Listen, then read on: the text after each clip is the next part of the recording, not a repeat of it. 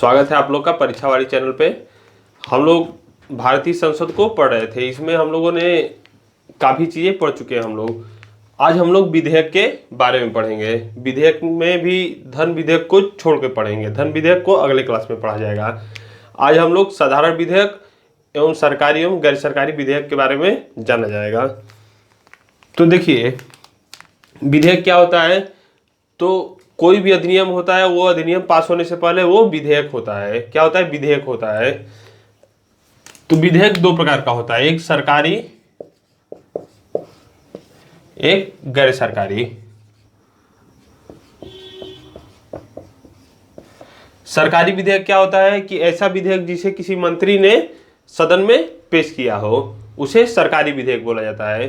और गैर सरकारी विधेयक यानी कि वो व्यक्ति जो मंत्री ना हो, सदन का केवल सदस्य मात्र हो, वो यदि पेश करता है तो उसे गैर सरकारी विधेयक बोला जाता है। आज हम लोग इसके बारे में कुछ अंतर को देख लेते हैं कि इसमें क्या अंतर है, प्रोसीजर के अनुसार इसका अंतर क्या है। ठीक,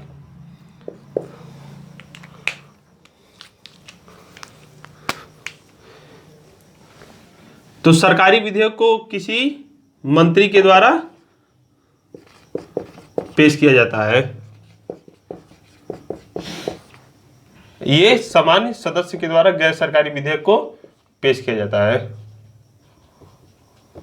ठीक,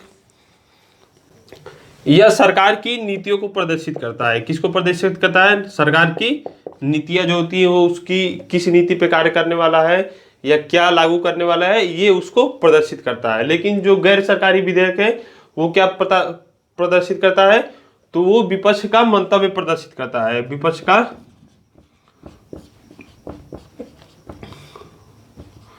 मतलब इस मुद्दे पे, कोई सार्वजनिक मुद्दा है, उस पे विपक्ष का क्या विचार है। ठीक, जो सरकारी विधेयक होता है उसे मंत्री के द्वारा जो पेश किया जाता है उसे सदन में पास होने की पूरी उम्मीद होती है। संसद में पास होने की पूरी उम्मीद होती है। लेकिन गैर सरकारी विधेयक जो होता है वो अमूमन बहुत कम पास हो पाते हैं। वो केवल एक अपनी मंतव्य जानने के लिए ही पेश किया जाता है, क्योंकि भाई उसके पास बहुमत नहीं होता है। मान लीजिए यदि सरकार के पार्टी के ही किसी सदस्य ने इसको पेश किया है, तब तुम हो सकता है पास हो जाए। यदि विपक्ष ने किया है, यदि ऐसा सरकार को लगता नहीं है कि इसे पास करना जरूरी है, तो वो डिनाई कर सकता है, वो पास नहीं हो पाएगा, क्योंकि उनकी संख्या उतनी नहीं है। तो इसकी कम उम्मीद रहता है। ठीक, ये केवल एक ध्यान आकर्षण के लिए मात्र होता है।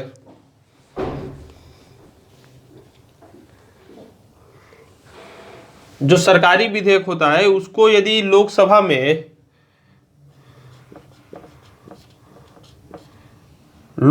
यदि ये पास नहीं होता है तो सरकार को इस्तीफा देना पड़ जाता है। सदन में पास न होने पे सरकार को इस्तीफा देना पड़ जाएगा। क्यों देना पड़ जाएगा? क्योंकि जो सभी मंत्री समूह जो होता है वो लोकसभा के प्रति जिम्मेदार होता है, और मंत्रिमंडल का किसी एक व्यक्ति का कार्य भी सामूहिक रूप से उनकी जिम्मेदारी को ठहराता है, और वो सामूहिक रूप से लोकसभा के प्रति जिम्मेदार होते हैं, क्योंकि वो उनका बहुमत लोकसभा में ही रहता है। इस वजह से यदि उनका ये बिल, किसी मंत्री ने जो लाया है सरकारी बिल, यदि वो पास नहीं हो पाता है तो सरकार को इस्तीफा देना पड़ेगा। क्यों देना पड़ेगा? क्योंकि उनका बहुमत उस सदन में अब नहीं रह गया है, ऐसा माना जाएगा। लेकिन इसमें ये चीज़ नहीं होता है, क्योंकि इसमें तो कोई भी सदस्य लाया हो सकता है, तो इसमें ये प्रोसीजर लागू नहीं होगा। फिर है जो सरकारी विधेयक होता है उसको 7 दिन पहले सूचना सदन को देनी पड़ती है। कितने दिन पहले? तो 7 दिन पहले। और जो गैर सरकारी विधेयक का है उसका 30 दिन पहले सूचना इसको सदन को देनी पड़ेगी लाने से पहले।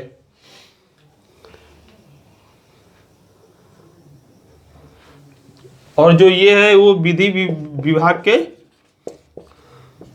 ये तो नाम मात्र का अंतर है, एक अंतर बढ़ाने के लिए। तो विधि जो विभाग होता है उसके परामर्श से ये तैयार किया जाता है, क्योंकि भाई एक अधिनियम बनने में, कोई विधेयक जब पेश होता है तो उसमें इतनी माथापच्चीसी होती है कि यदि वो जरा सा भी इधर उधर होता है तो उसको भारतीय सुप्रीम कोर्ट द्वारा मैं बताया ही हूँ कि उसको इनवैलिड ठहरा दिया जाता है। क्या पता वो विधेयक मूल अधिकार का किसी मूल अधिकार को वो बाधित कर रहा हो। तो इस वजह से यह विधि विभाग के काफ़ी जांच पड़ताल के बाद तैयार किया जाता है। इसमें सदस्य की व्यक्तिगत जिम्मेदारी होती है, व्यक्तिगत जिम्मेदारी होती है उसकी जांच करे और वो लाए। तो ये है सरकारी विधेयक और गैर सरकारी विधेयक में अंतर।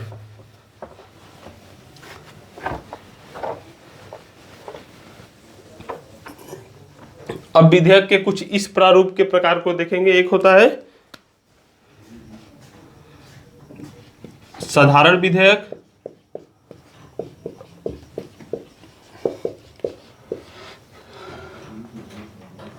एक होता है वित्त विधेयक।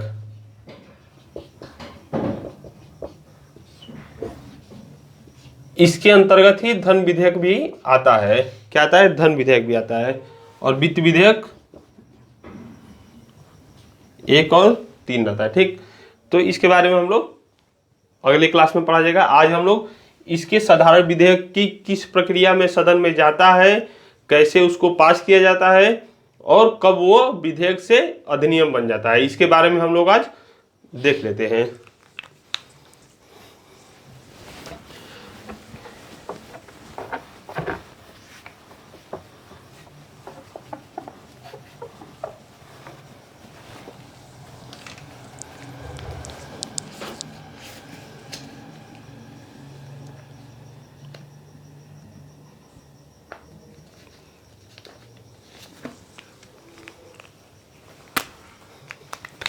यह भी मिटा दे।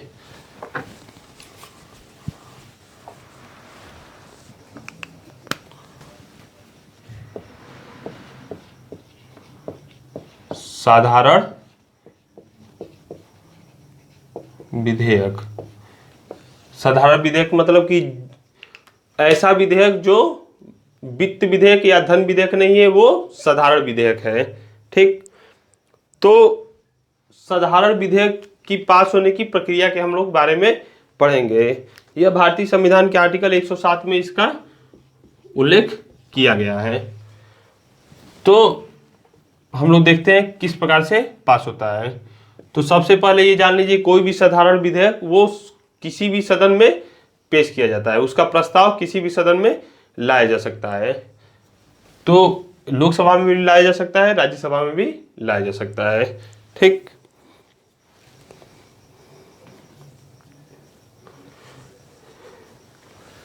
इसमें कुछ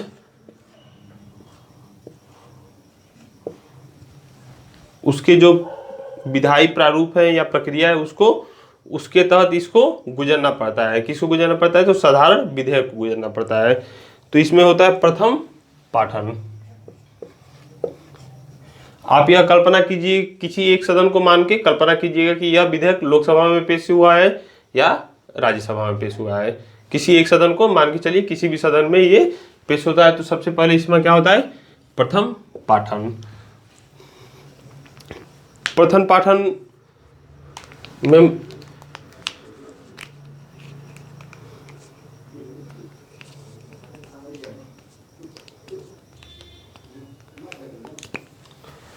यह मंत्री या किसी सदस्य द्वारा पेश किया जाता है इसमें। ठीक, इसमें प्रस्ताव को प्रस्तुत किया जाता है, फिर सदन की अनुमति ली जाती है। प्रथम पाठन में क्या होता है? मंत्री या सदस्य द्वारा पेश होता है और सदन की अनुमति ली जाती है कि इसमें हम लोग ये प्रस्ताव रख रहे हैं विधेयक के रूप में। और जब सदन अनुमति दे देता है तो इसे राजपत्र में,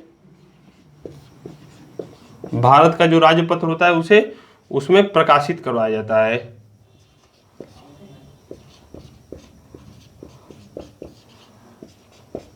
ये सब प्रथम पाठन के अंतर्गत होता है।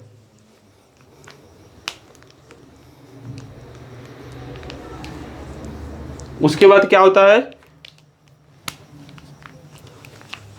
उसके बाद होता है द्वितीय पाठन।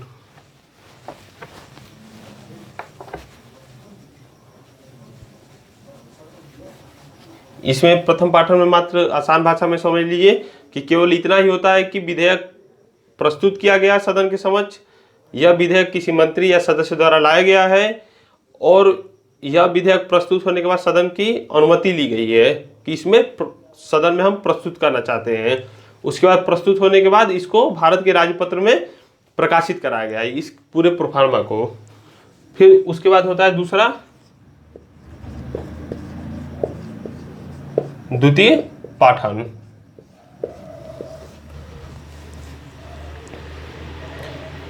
द्वितीय पाठन में इस विधेयक की जो होती है विस्तृत समीक्षा की जाती है। क्या की जाती है? विस्तृत रूप से समीक्षा की जाती है और इसके उपबंधों को जांचा जाता है। इसका भी 3 चरण होता है। द्वितीय पाठन का क्या होता है? 3 चरण की अवस्था से यह गुजरता है।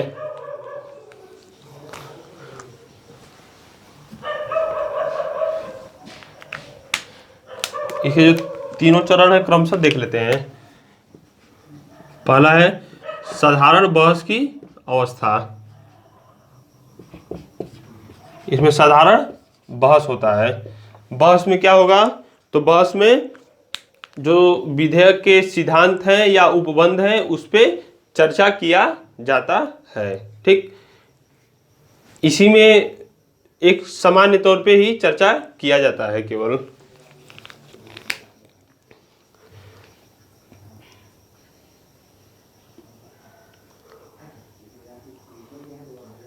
इस चरण में संसद को कोई भी कदम उठाने के लिए उसके पास अधिकार रहता है। तो वो कौन कौन से कदम है? तो साधारण बहस में 4 कदम सदन उठा सकता है। या तो उस पर तुरंत चर्चा कर सकता है,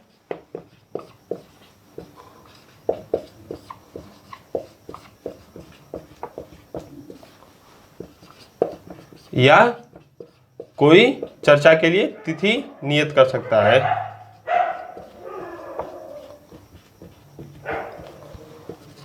ठीक, एक हो गया। लिख के मैं मिटाते चल रहा हूं या मैं इसको, दूसरा है इसका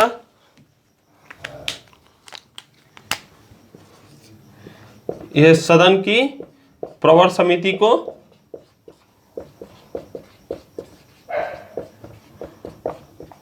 जांच के लिए भेजा जा सकता है। किसके लिए? जांच के लिए भेजा जा सकता है। किसको भेजा जा सकता है? प्रवर समिति की।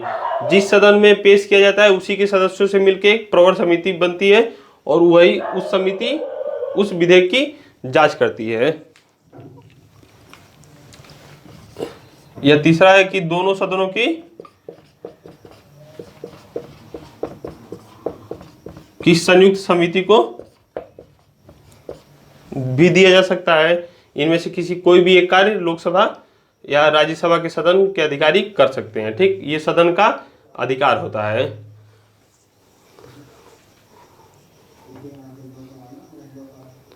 या इसमें चौथा है जनता के लिए इस विधेयक को सार्वजनिक कर दिया जाए।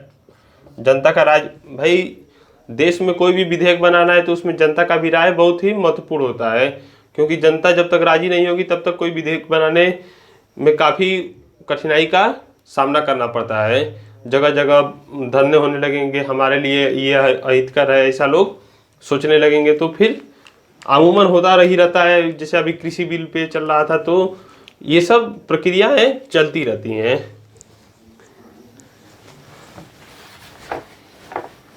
ठीक, तो इतने समिति से गुजरता है। संयुक्त समिति में क्या है कि दोनों सदनों के सदस्य उसमें शामिल रहते हैं, वो एक ही बार में जांच कर लेते हैं वो भी।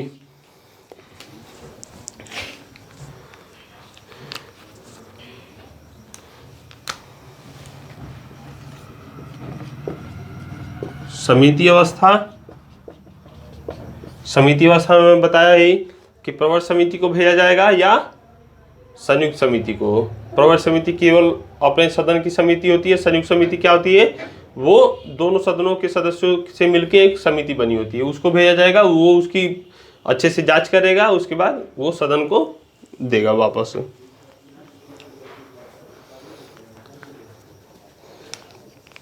वो उस पे संशोधन का प्रस्ताव कर सकती है, लेकिन उस पे उसका जो मूल विषय है, जो उसका उद्देश्य है, उसको नहीं बदल सकती जो विधेयक का है।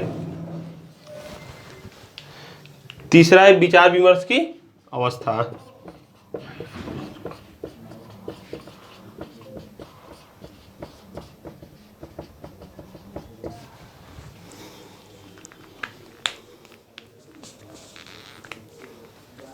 फिर उसके बाद क्या होता है कि समिति द्वारा जांच होने के बाद सदन में समस्त उपबंधों की समीक्षा की जाती है। क्या की जाती है? समीक्षा की जाती है। सदन में समस्त सारे उपबंधों की समीक्षा की जाएगी और इस पर अंतिम रूप से इसको विधेयक को तैयार किया जाएगा या अंतिम रूप से उस पर माना जाएगा।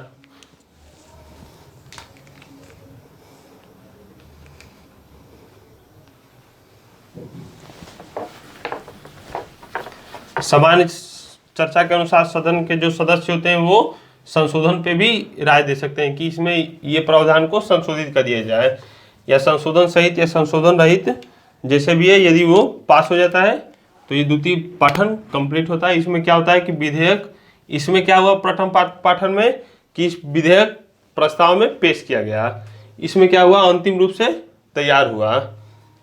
तीसरे में क्या होता है कि इसमें या तो विधेयक को स्वीकार किया जाता है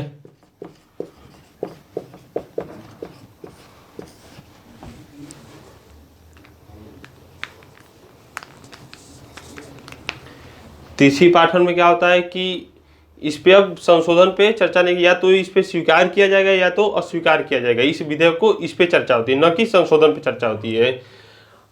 इससे पहले वाले में विचार विमर्श था उसमें, लेकिन प्रावधानों पे संशोधन पे चर्चा हो रही थी, लेकिन इसमें स्वीकार किया जाए या नहीं इस पे चर्चा होगी, वोटिंग होगा। यदि वो पास हो जाता है तो पीठासीन अधिकारी अपोजिट सदन को भेज देता है। मान लीजिए आप पढ़ते समय में बोला था किसी एक सदन को सोच लीजिए, तो लोकसभा में ये पास हो गया तो लोकसभा अध्यक्ष क्या करेगा कि राज्यसभा को सुपुर्द कर देगा, भेज देगा, या राज्यसभा में पास हुआ है तो ये लोकसभा में चला जाएगा।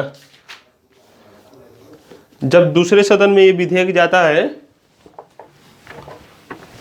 तो उसे भी इन अवस्थाओं से गुजरना पड़ता है, जो तीनों पाठन में बताया हूं, ठीक उसी प्रकार वही रूप से अवस्था से गुजरेगा वो।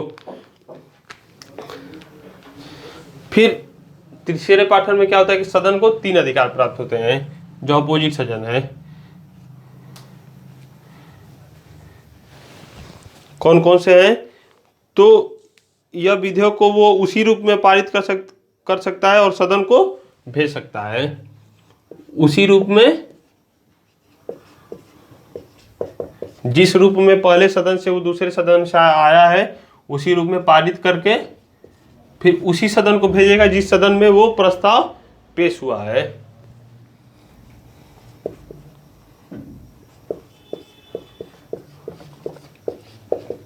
उसी सदन में भेज दे।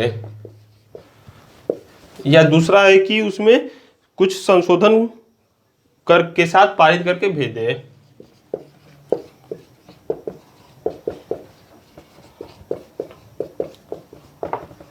पारित करके भेज दिया। तीसरा है कि उसे अस्वीकार कर दे।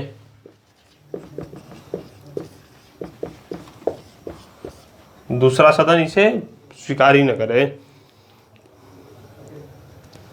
या विधेयक पे कोई भी कार्रवाई न करके उसे लंबित कर दे।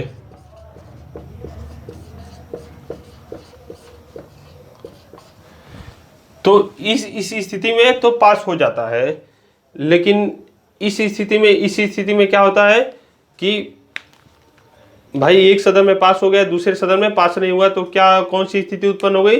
तो गतिरोध उत्पन्न हो गई, दोनों सदनों के बीच में गतिरोध उत्पन्न हो जाती है। तो यहाँ पे क्या होता है कि संसद के दोनों सदनों को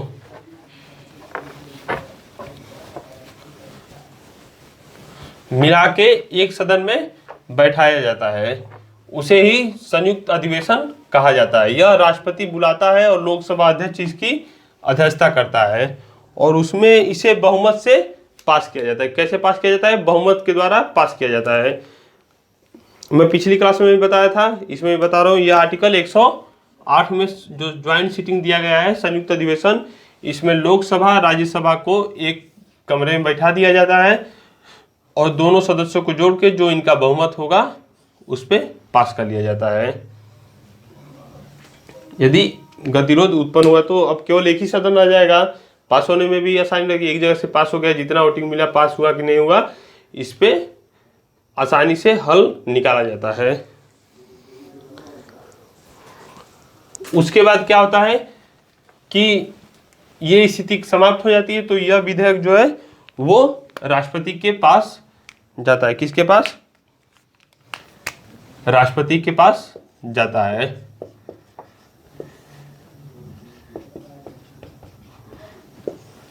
उसके पास भी 3 ऑप्शन होते हैं, या तो उसको पास कर देता है, या उसे लंबित कर देता है, या कुछ संशोधन के लिए उसे सदन में भेज देता है कुछ संशोधन के साथ, या पुनर्विचार के लिए भेज देता है। फिर पुनर्विचार के बाद भेजा जाता है दोबारा, तो उसे पास करना ही पड़ता है। तो ये सब प्रक्रिया के बाद जो विधेयक होता है वो हमारा अधिनियम बन जाता है। क्या बन जाता है? अधिनियम बन जाता है। तो साधारण विधेयक में यही प्रोसीजर फॉलो किया जाता है। ठीक, उम्मीद है आप लोग को अच्छे समझ में आया होगा। एक बार मैं रिवाइंड कर देता हूँ। इसमें क्या होता है कि सबसे पहले सदन में प्रस्ताव आएगा। प्रथम पाठन में प्रस्ताव में सदन की अनुमति ली जाएगी, फिर सदन में उसको गजट में प्रकाशित कराया जाएगा। फिर द्वितीय पाठन होगा, द्वितीय पाठन में भी एक साधारण बहस होगा, फिर समिति को दिया जाएगा जांच के लिए, फिर विचार विमर्श किया जाएगा, फिर तृतीय पाठन में उस पर वोटिंग होगा।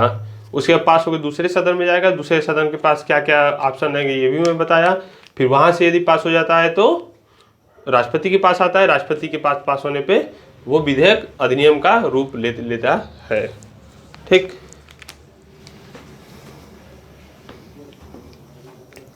अब हम लोग अगले क्लास में धन विधेयक को पढ़ा जाएगा और फिर उसके धन विधेयक साधारण विधेयक के अंतर को समझा जाएगा। आज केवल इतना ही। ठीक है, धीरे धीरे पढ़िए, बारीकियां इसकी समझते चलिए। कुछ है नहीं इसमें, धीरे धीरे आप लोग जैसे जैसे पढ़ते जाएंगे वैसे वैसे समझ में आने लगेगा चीज़ें। बहुत घबराएंगे तो वो चीज़ हासिल नहीं कर पाएंगे जो आप लोग को हासिल करना है। क्या होता है कि बच्चे जल्दबाजी के चक्कर में जल्दी उसमें पढ़ाई करते जाते हैं, लेकिन उनका बेस क्लियर नहीं हो पाता है। तो कभी भी हम लोग को कोई भी पढ़ाई करनी हो तो उसमें हम लोग कॉन्सेप्चुअल पढ़ाई करनी चाहिए। क्यों करनी चाहिए? क्योंकि एक जो आंतरिक बेस होता है वो तैयार होता है, एक कॉन्फिडेंस बनता है अंदर से कि जब तक जैसे कक्षा 6, 7, 8, 9, 10 अच्छे से पढ़े रहेंगे तो ये रहेगा कि कक्षा 6 से लेकर 10 तक हम लोगों ने अच्छे से पढ़ा, 11 में हम लोग अच्छे से पढ़ाई कर ले जाएंगे। लेकिन सीधे किसी को 11 में डाल दिया जाए तो वो पढ़ाई नहीं कर पाता और बराबर पीछे वाली चीज़ें या आगे पीछे उसका अंततः कॉन्सेप्ट क्लियर नहीं हो पाता है। तो मेरा मानना है कि कभी भी पढ़ाई करना है हमें तो किसी सब्जेक्ट का, तो उस पर कॉन्सेप्टुअल यानी शुरुआत से उठा के अंततः हम लोग को पढ़ना है, उसके तह तक जाना है, उसके बारे में जानना है। मैं यहाँ पे लगभग चीज़ें को मौखिक रूप में तो बता देता हूँ, लेकिन यहाँ पे डिजिटल बोर्ड है नहीं, तो इस वजह से थोड़ा बहुत परेशानी की सामना करना पड़ सकता है। मैं उतनी चीज़ों को लिखता नहीं हूँ भाई, पूरी चीज़ों को तो लिखा नहीं जा सकता, यहाँ पे समय भी कम रहता है। बहुत ज़्यादा समय यूट्यूब पे देना भी लोगों को बोरियत फील कराने लगेगा। ऐसा सब्जेक्ट भी है कि थोड़ा बहुत कहीं कहीं टॉपिक किसी टॉपिक में बोरिंग हो भी जाता है। तो इस वजह से लोगों को दिक्कत का सामना करना पड़ सकता है। लेकिन आप लोग किसी किताब उठाइएगा, कोई भी एक जो मानक किताब होगी उसको उस हिसाब से पढ़ेंगे तो अच्छे से धीरे धीरे सारी चीज़ें समझ में आएंगी और बहुत कुछ कठिनाई नहीं है। मेरा काम है कि आप लोगों को इसका व्याख्या कर देना, यानी उसके कुछ हद तक समझा देना। ठीक, तो आज इतना ही, फिर आगे हम लोग धीरे धीरे पढ़ते चलेंगे। ठीक है, धन्यवाद।